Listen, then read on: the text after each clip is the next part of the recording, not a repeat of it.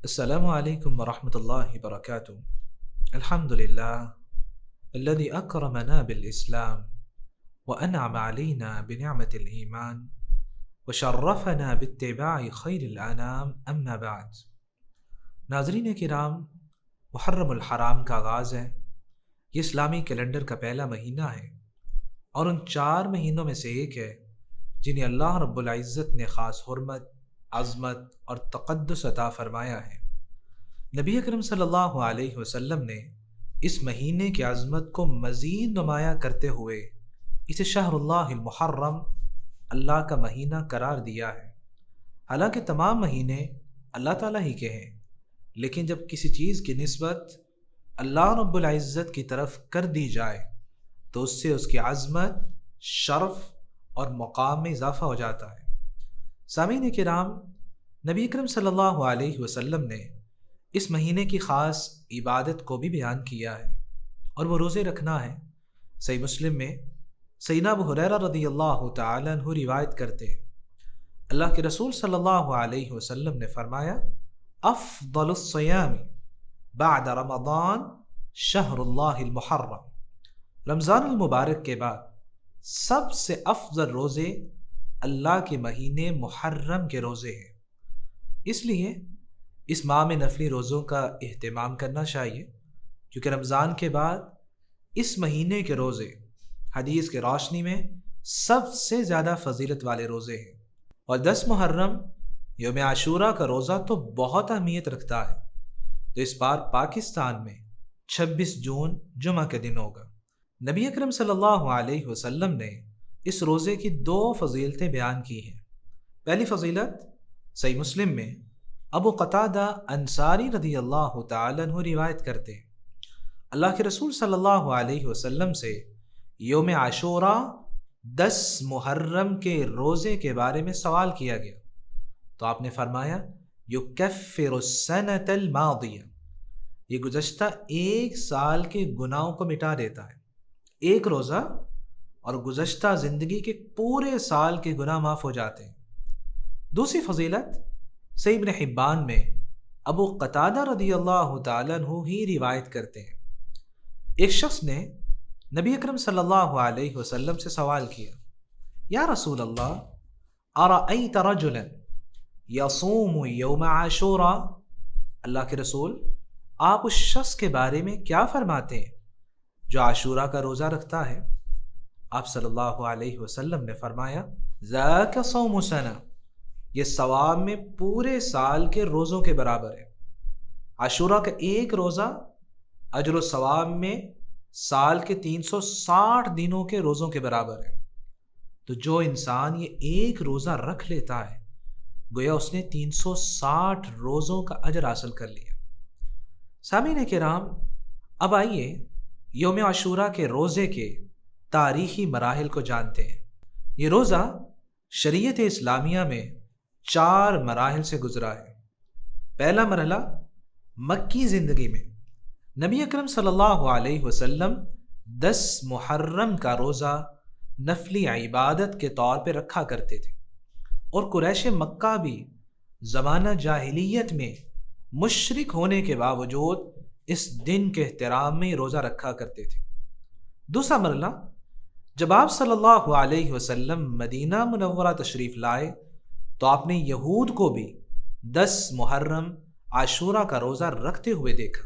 تو صحیح مسلم کے الفاظ ہیں، نبی اکرم صلی اللہ علیہ وسلم نے ان سے پوچھا، ما ھذا اليوم الذي تصومون، یہ کون سا دن ہے جس کا تم روزہ رکھتے ہو؟ تو انہوں نے جواب دیا، ھذا یوم عظیم انجاہ اللہ فیہ موسیٰ وقومہ وغرق فرعون وقومہ، یہ ایک عظیم دن ہے، اس دن اللہ رب العزت نے سیدنا موسیٰ علیہ السلام اور ان کی قوم کو فرعون سے نجات دی تھی، اور فرعون اور اس کے لاؤ لشکر کو غرق کر دیا تھا۔ گویا 10 محرم کو فرعون غرق ہوا تھا۔ فصامہ موسیٰ شکرا فنحن نصوم، تو سیدنا موسیٰ علیہ السلام نے شکرانے کے طور پہ اس دن کا روزہ رکھا، اس لیے ہم بھی یہ روزہ رکھتے ہیں۔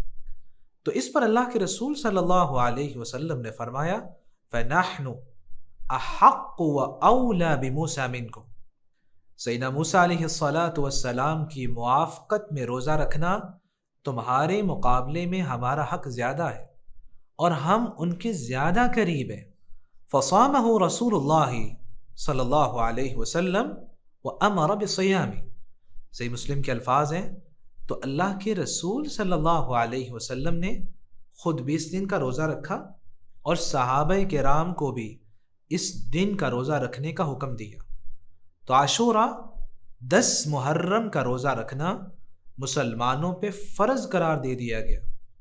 تیسرا مرحلہ سن 2 ہجری میں جب رمضان المبارک کے روزے فرض ہو گئے تو عاشورہ 10 محرم کے روزے کی فرضیت ختم ہو گئی، لیکن اس کی فضیلت اور استحباب باقی رہا اور امت کو اختیار دے دیا گیا کہ جو چاہتا ہے روزہ رکھے اور جو نہیں چاہتا وہ نہ روزہ رکھے۔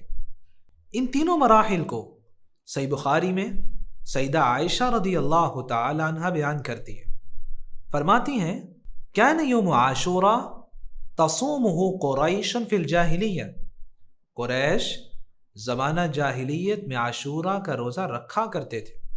وکان رسول اللہ صلی اللہ علیہ وسلم یصوم، اللہ کے رسول صلی اللہ علیہ وسلم بھی مکی زندگی میں روزہ رکھا کرتے تھے۔ فلما قدم المدینہ صام وامر بصیام، جب آپ صلی اللہ علیہ وسلم مدینہ منورہ تشریف لائے تو آپ نے عاشورہ کا روزہ رکھا اور صحابہ کرام کو بھی یہ روزہ رکھنے کا حکم دیا۔ فلما فرض رمضان ترک یوم عاشورہ، لیکن جب رمضان المبارک کے روزے فرض ہو گئے تو عاشورہ کے روزے کی فرضیت ختم ہو گئی۔ فمن شاء صوم ومن شاء ترک، پھر جو شخص چاہتا روزہ رکھتا اور جو چاہتا نہ رکھتا۔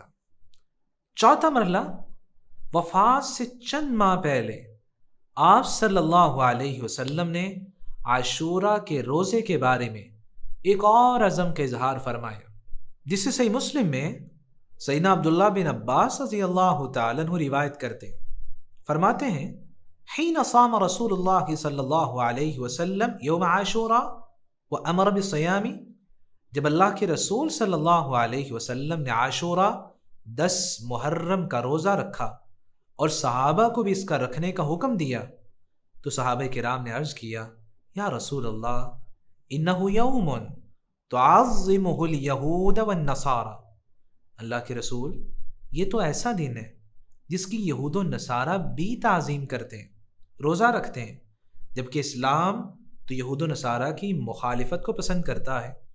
تو اس پر اللہ کے رسول صلی اللہ علیہ وسلم نے فرمایا فَإِذَا كَانَ الْعَامُ الْمُقْبِلِ إِنشَاءَ اللَّهُ صُمْنَ الْيَوْمَ التَّاسِعَ، انشاءاللہ جب اگلا سال آئے گا تو ہم 9 محرم کا روزہ بھی رکھیں گے تاکہ یہود کی مخالفت ہو جائے۔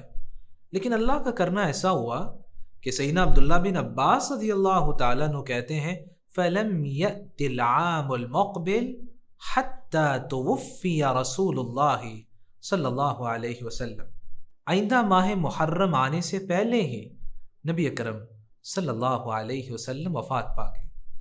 ناظرین کرام، اس حدیث کی روشنی میں بہتر طریقہ یہ ہے کہ ہم 10 محرم کے ساتھ 9 محرم کا روزہ بھی رکھیں تاکہ یہود کی مخالفت بھی ہو جائے اور آپ صلی اللہ علیہ وسلم کی خواہش اور ارادے کی پیروی بھی ہو جائے۔